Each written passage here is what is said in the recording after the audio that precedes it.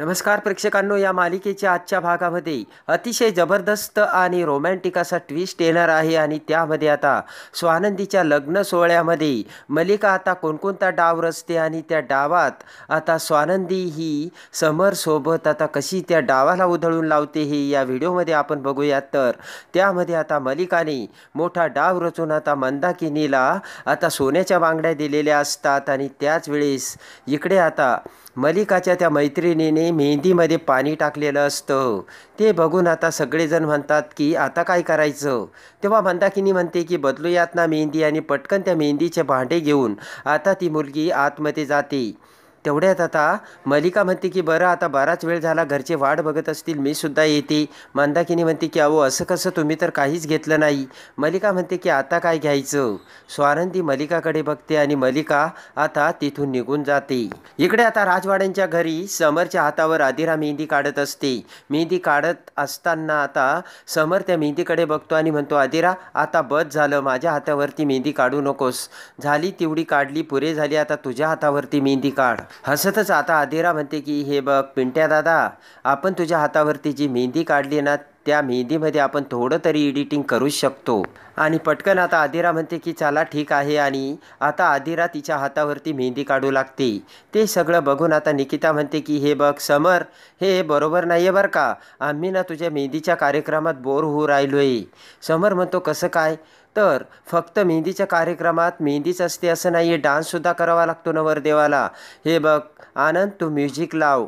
आणि ते ऐकताच आता आनंद हा म्युझिक लावायला जातो आणि त्यानंतर आता आनंद हा म्युझिक लावतो तर सगळेजण आता आदिराभोवती गोळा होऊन डान्स करू लागतात। आनंद, निकिता, आजीव सगळेजण आता भन्नाट डान्स करत असतात आणि इकडे आता अंशुमनला सुद्धा ओढत डान्स करायला आणलेलं असतं आणि सगळे मिळून आदिराच्या त्या मेहंदीमध्ये खूप मस्त असा एन्जॉय करत डान्स करतात। आणि एवढ्यात आता मलिका ही तिच्या मैत्रिणीसोबत तिथे येते तर आजी मलिकाला म्हणते की दिल्या का गं स्वानंदीला बांगड्या, आणि तिला आवडल्या का।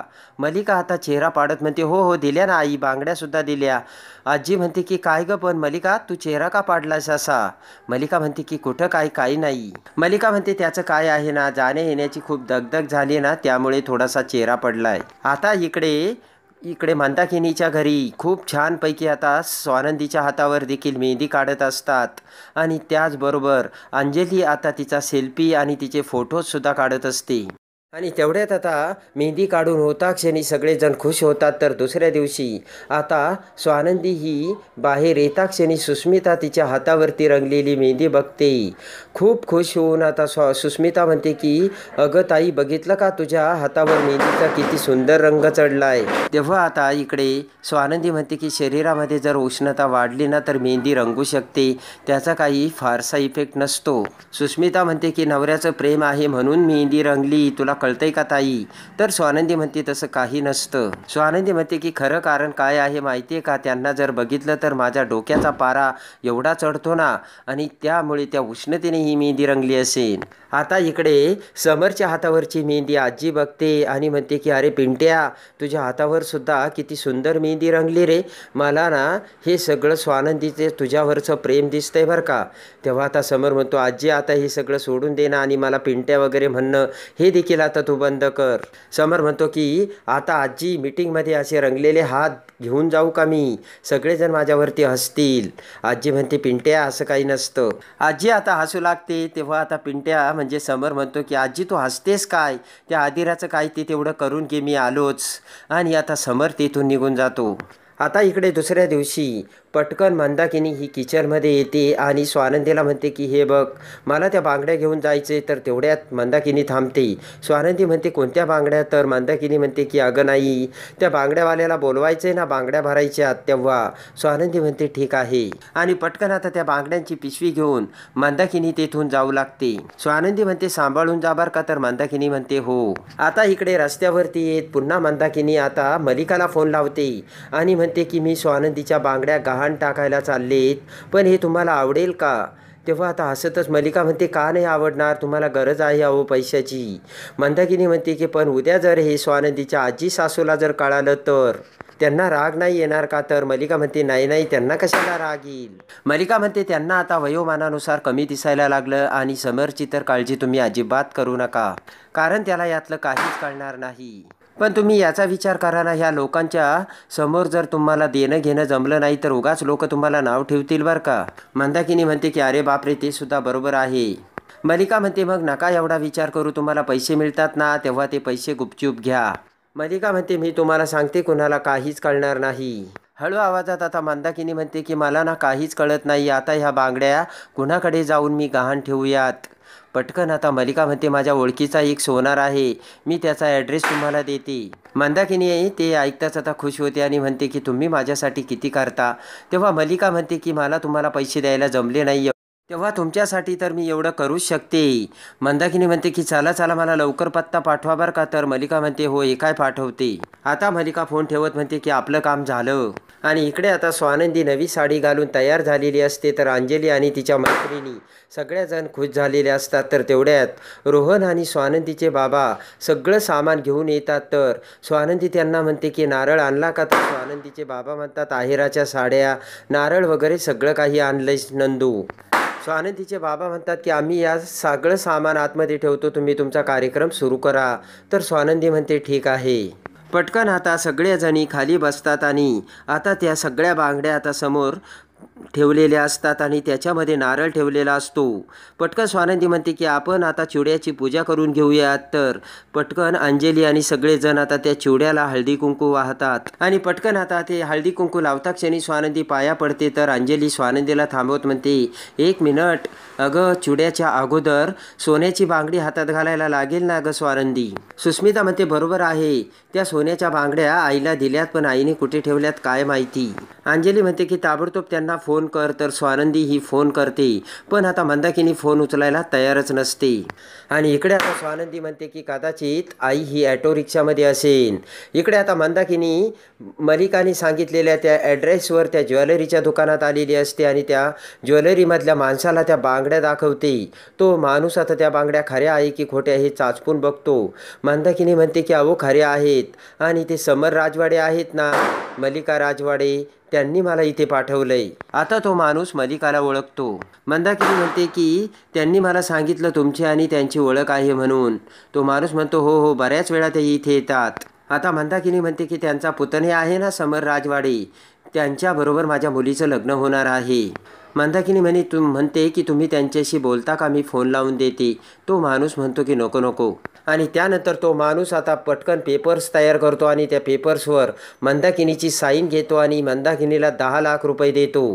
ते पैसे बघून आता मंदाकिनी खुश होते. तर इकडे आता मलिकाने खोट्या बांगड्या आणून त्या अगदी खोट्या बांगड्या खऱ्या वाटत असल्याचे आता तिला पटलेलं असतं आणि पटकन त्या खोट्या बांगड्या मंदाकिनी आता त्या दुसऱ्या तिच्या बाईजवळ देते. आणि इकडे आता राजवाड्यांच्या घरीसुद्धा आदिराच्या चिवड्याचा कार्यक्रम सुरू होतो. तर त्यामध्ये आदिराला आता तिची बहीण तिच्या हातात हळदी कुंकू देते आणि त्या चिवड्याला हळदी कुंकू व्हायला सांगते. तेव्हा आता खुश होऊन हसतच आदिरात आता हळदी कुंकू वाहते. आणि त्यानंतर आता पटकन आजी आता आदिराला त्या सोन्याच्या बांगड्या देते. अतिशय सुंदर डिझाईन असलेल्या त्या बांगड्या बघताच आदिरा खूप खुश होते आणि म्हणते की वाव आजू, किती ब्युटिफुल आहे हे. आणि पटकन त्या बांगड्या आदिराला आता तिच्या हातामध्ये घालतात. तर तेवढ्यात समर फोनवर बोलत बोलत तिथे येतो. तर आता आदिरा समरकडे बघत म्हणते पिंट्या दादा, अरे तुझा हात दाखव ना. तेव्हा आता त्या हातावरती रंगलेली यस नावाची मेहंदी बघून आदिरा म्हणते की वाव किती मेहंदी रंगली आणि हे सगळं नंदूताईचं कमाल आहे. हसतच आता आदिरा म्हणते की नंदूताईमुळे पिंट्या दादा तू मेहंदी काढली नाही का. आणि लगेच आता आदिरा म्हणते की दरवेळी मला आता असंच करावं लागणार आहे आणि तुझ्याकडून जर मला एखादी गोष्ट हवी असेल तर मला नंदूताईला मध्ये घालावे लागणार आहे. तेव्हा आता पिंट्या दादा म्हणतो की हे बघ आपल्या दोघांच्या मध्ये दुसरं कोणीही आलेलं मला चालणार नाही आदिरा. आता आदिरा म्हणते की खरंच. तर लगेच आता समर म्हणतो की हो, तुला जे काही लागत असेल कुणालाही मध्ये घालण्याची गरज नाही, सरळ मला सांगायचं. आदिरा खुश होऊन मान हलवते. आणि त्यानंतर आदिराच्या डोळ्यात ते समरचं प्रेम बघून पाणी येतं आणि आदिरा म्हणते की कदाचित माझे बाबा जरी असते तर त्यांनीसुद्धा पिंट्या दादा एवढं प्रेम माझ्यावर केलं नसतं. आणि ते बघताच आता आदिरा म्हणते की चला आता आपल्याला चिवड्याचं फोटोशूट करायचं आहे. आणि आता त्या चिवड्यात तिच्या हातातील बांगड्यांचे खूप सारे फोटोज आता आदिराने घेतलेले असतात. आणि आता पटकन आदिरा ही आजीला सुद्धा तिच्यासोबत घेते आणि मस्त फोटोशूट करते. आजी, आदिरा, अर्पिता सगळेजण आता खुश असतात. तर तेवढ्यात मलिका तिथे येते. आजी आता मलिकाला म्हणते की ये ना, अगं मलिका तू सुद्धा फोटो काढून घे. तर मलिका म्हणते की नको नको आणि मलिका चेहरा पाडते. तर आजी म्हणते काय झालं गं? तेव्हा आता मलिका म्हणते मला या माणसांचं काही कळतच नाही, सतत त्यांना काहीतरी हवं असतं. आता ते ऐकताच आता सगळ्यांचे चेहरे पडतात. तेव्हा आता आदिरा म्हणते मॉम तू काय बोलते? तर मलिका म्हणते बरोबर ना, आता आईने आपल्या घरात असलेल्या नाथ सुनेसाठीच्या बांगड्या मोठ्या प्रेमाने त्यांना दिल्या. मलिका म्हणते की त्या बांगड्या दिल्या मग लगेच त्याची किंमत विचारायची असते का? मग आईची किंमत केल्यासारखी नाही होत का? अशी आता मलिका बोलते. मलिका म्हणते की त्या मला म्हणाल्या की या बांगड्याचे किती पैसे होतील, किती किंमत आहे. ते बघून मला असं वाटलं की या माणसांना या बांगड्या विकायच्या की काय. आणि आता त्या दुकानाच्या बाहेर निघताच मंदाकिनी तिथून जाऊ लागते. तर मलिकाची ती मैत्रीण आता पटकन मंदाकिनीला हाक मारत थांबवते. मंदाकिनी म्हणते की अहो तुम्ही तर मेहंदीला आल्या होत्या ना? तर ती म्हणते हो हो, मी मल्लिकाची एकदम जुनी मैत्रीण आहे. आणि तेवढ्यात त्या पॉकेटमधील बांगड्या आता मंदाकिनीला दाखवत ती मल्लिकाची मैत्रीण म्हणते की मल्लिकाने या तुम्हाला द्यायला सांगितल्या. आणि त्या बांगड्या बघताच मंदाकिनी म्हणते की अरे बापरे, एकदम सेम टू सेम बांगड्या. आणि त्या बांगड्या देत आता ती मैत्रीण म्हणते की मल्लिकाने तुम्हाला एक निरोप द्यायला सांगितला, तुम्ही शपथ विसरू नका बरं का. तर मंदाकिनी म्हणते नाही नाही, मी कशी विसरेन. आणि तेवढ्यात ती मैत्रीण तेथून निघून जाताच इकडे स्वानंदीचा मंदाकिनीला फोन येतो. स्वानंदी म्हणते की अगं आई कुठे आहेस तू? किती वेळ लागणार आहे तुला यायला? इथे सगळीजण तुझी वाट बघतायत. मंदाकिनी म्हणते की 2च मिनिटाच्या अंतरावर आहे आणि मी आलेच. आणि मंदाकिनी फोन ठेवते. आणि आता फोन ठेवता सगळ्यांकडे बघत इकडे स्वानंदी विचार करते की आई कुठे बरं गेली असेल. घरात सगळेच जण जमलेत आणि आईला एवढं कोणतं महत्त्वाचं काम आलंय की जेणेकरून आई बाहेर पडली. आणि त्यानंतर आता मंदाकिनी घरी येते आणि त्या खोट्या बांगड्या अगदी सेम टू सेम खऱ्या दिसत असतात. त्याच बांगड्या आता स्वानंदीला देते आणि स्वानंदी आता त्या बांगड्या हातात घालून चुडामणीचा कार्यक्रम होतो. तर रात्री आता पटकन ते 10 लाख रुपये मंदाकिनीने आणलेले असतात. ते पैसे मंदाकिनी त्या फोटोच्या पाठीमागे ठेवते. तर तेवढ्यात सुस्मिता आता ते पैसे बघते आणि त्यानंतर आता तोंडाला हात लावत सुस्मिता म्हणते की आई एवढे पैसे? तर मंदाकिनी म्हणते की तोंड बंद ठेव. आणि त्यानंतर इकडे आता त्या डायरेक्टरचा रात्री इकडे सुस्मिताला फोन येतो आणि म्हणतो की 10 लाख रुपये रेडी आहे का? तर सुस्मिता म्हणते हो हो, मी पैसे घेऊन येते. तर तो डायरेक्टर म्हणजे तो मुलगा आता खुश होतो आणि फोन ठेवतो.